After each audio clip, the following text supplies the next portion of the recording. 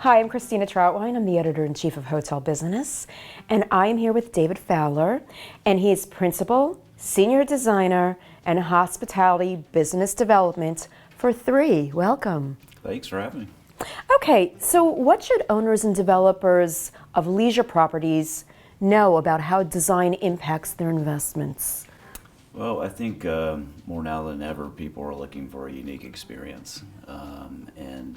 We at Trauthwein have always tried to connect with the guest experience on an emotional level because we find that people, get more out of that experience if you do that. And so it's key to understanding when we start a project what the client or owner is looking for, what type of experience they envision.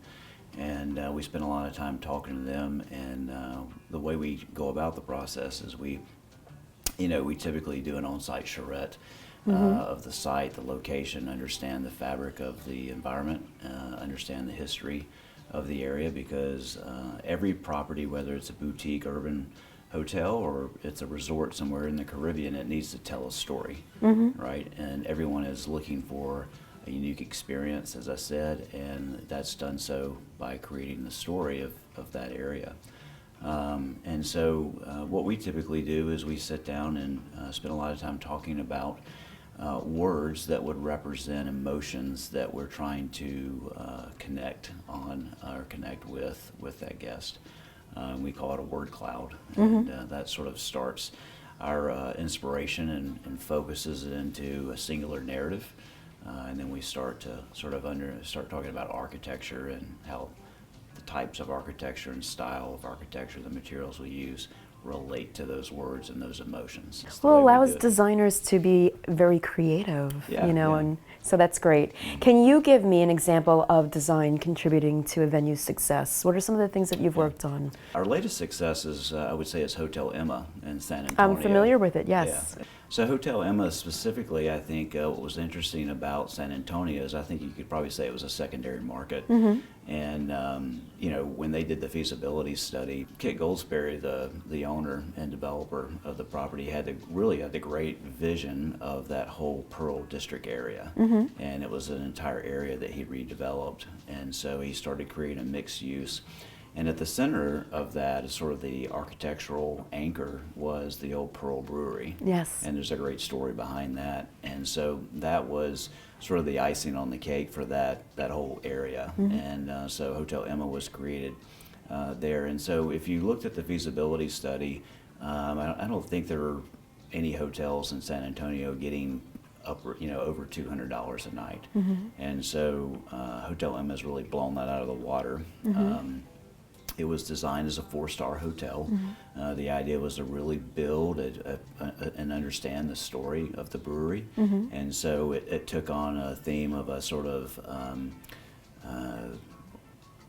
urban, rustic sort of industrial. Yeah, kind of industrial, kind of chic. Yeah.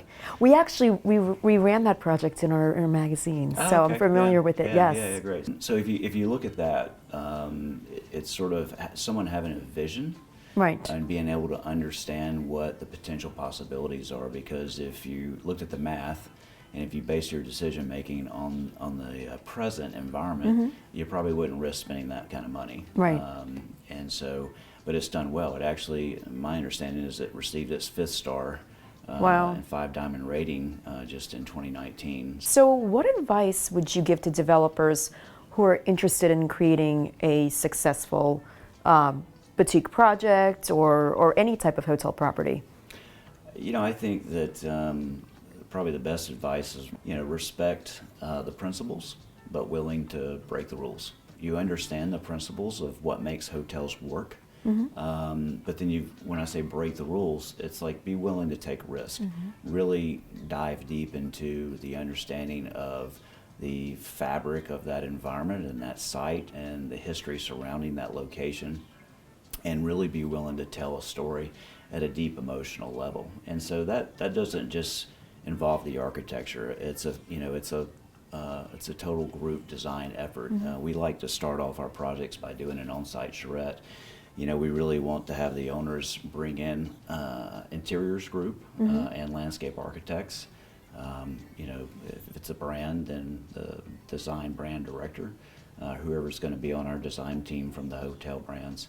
And we like to start that process together. You know, our goal is to come to the table with no ego. You know, design is a collaborative process. That may not be recognized by every guest as they walk through a hotel, but it's there consciously and subconsciously. And if you can connect to a guest experience on a subconscious level, then they absorb things, and they may not recognize it at that particular time, but they absorb things. And they just know they feel good and enjoyed the experience. Thank you so much for your time, David. Yeah, I appreciate it.